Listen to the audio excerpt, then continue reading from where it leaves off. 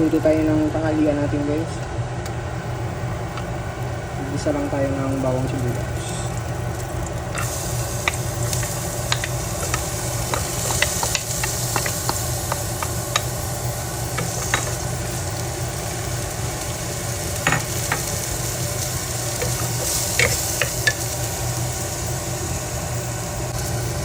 Ilagay lang tayo ng sibuyas at carrots guys.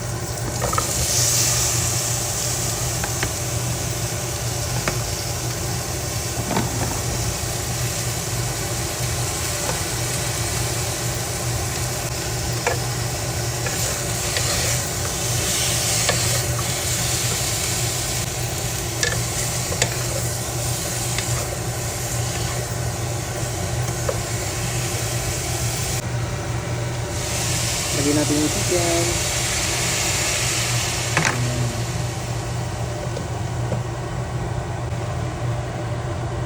Chicken broth.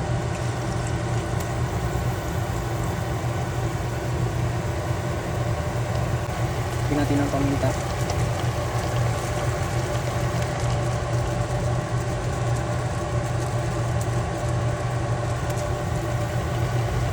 Panor cubes. Luin lang natin ito.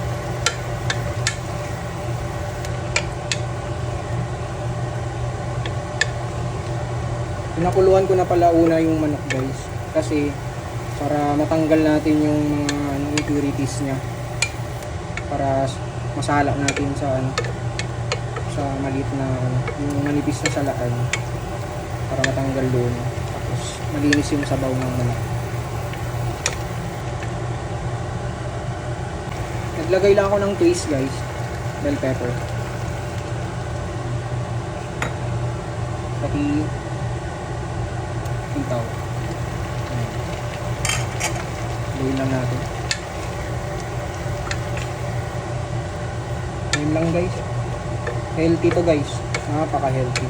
Kasi yung oil na ginamit natin pang gisa ay olive oil.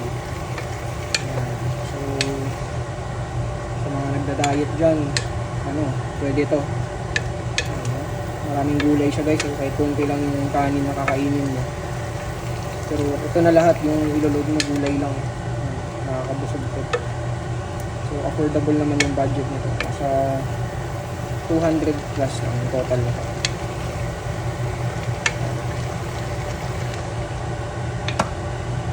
Takpan natin, luto na yan, kaya natin pakuluan. Yan, buksan na natin guys. Luto na to guys.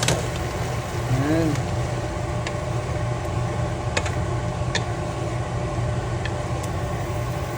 Itong luto na to. Bigyan lang natin ng konting konting-konti lang guys. Yan lang. Yan. Konti lang naman. Luto na to guys. So, kain tayo.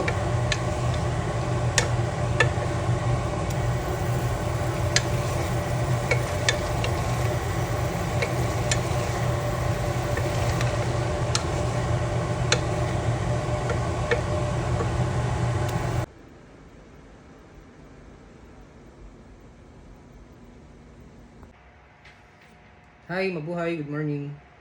Sa mga OFW natin dyan, good morning. Sa mga manggagawa natin dyan, good morning. Sa mga may trabaho ngayon or nasa bahay kasi araw ng linggo. So ingat lang kayo guys sa mga masyal, mga sisimba, sa mga nag-duty. So ito, simple lang yung ulam natin ngayon.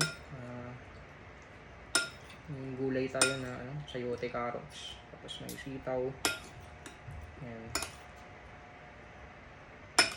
Tapos chicken. Ito guys. Ayan. Kain tayo guys.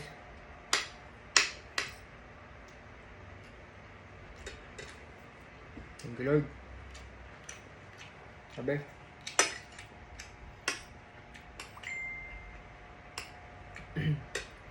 Shoutout pala sa mga kasama ko kagabi, si paring Dada, tsaka si Sir Jack. Sir, thank you sa banding natin kagabi.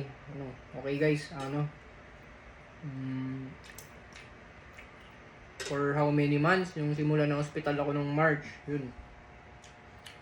Mga kasunod na nun, wala na, hindi na ako nakakapanood ng mga yung kasi namin dito, yung libangan lang namin dito is pag wala kaming work, pumupunta lang kami sa mga bar tapos nanonood kami ng banda, ganun, pag may live band.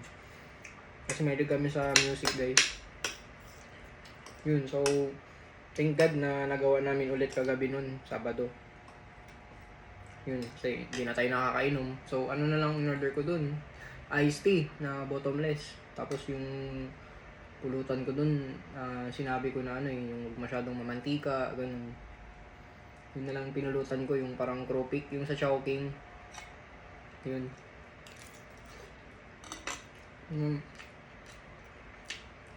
Naging enjoy naman yung pagpunta namin kagabi guys. Wala namang naging aberya sa biyahe, sa enjoy guys, kasi kahit paano refresh tayo, nakakapag-recharge tayo. Tapos pagkatapos ng trabaho na naman. So ganun lang.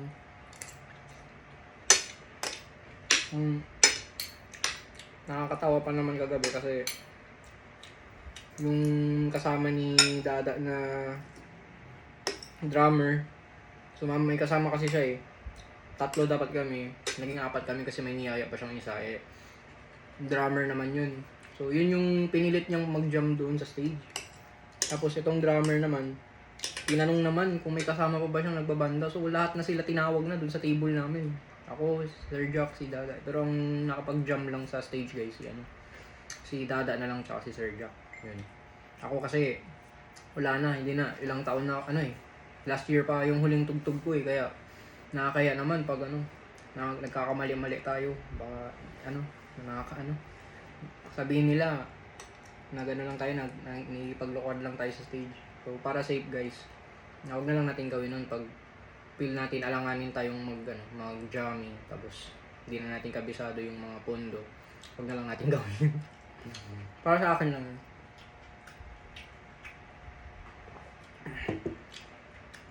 Ang gusto pa nga mangyari ni Dada kagabi, siya kasi yung pumunta sa keyboard. Dalawa kaming keyboardist. Ang gusto niya mangyari, mag-bass daw ako. Putang ina, hayop ko. Sorry guys. Sabi ko, ano ka talaga, loko ka talaga.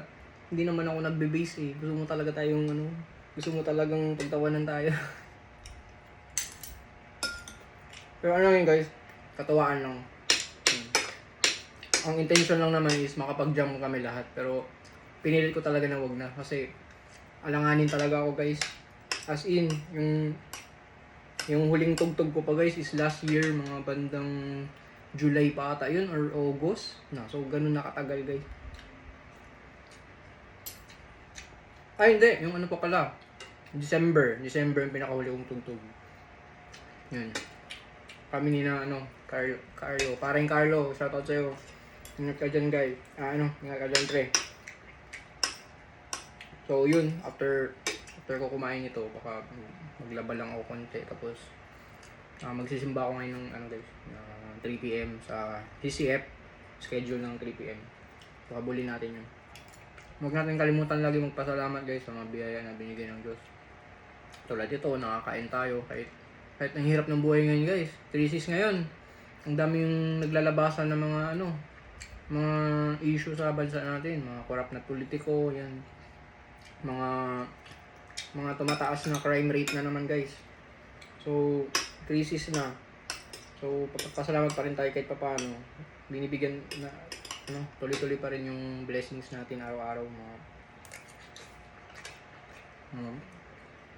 mga pang-araw-araw natin na pangailangan.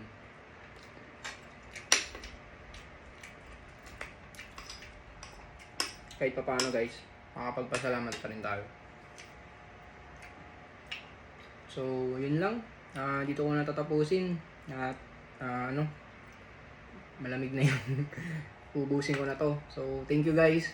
Abang na lang sa next vlog ko. Huwag nakalimutan mag-subscribe para kahit paano dumami yung mga viewers natin. At kung may mga gusto kayong topic, comment lang para pag-usapan natin guys. Nag-aantay lang ako ng topic guys pwede natin pag-usapan para mababa naman yung vlog natin.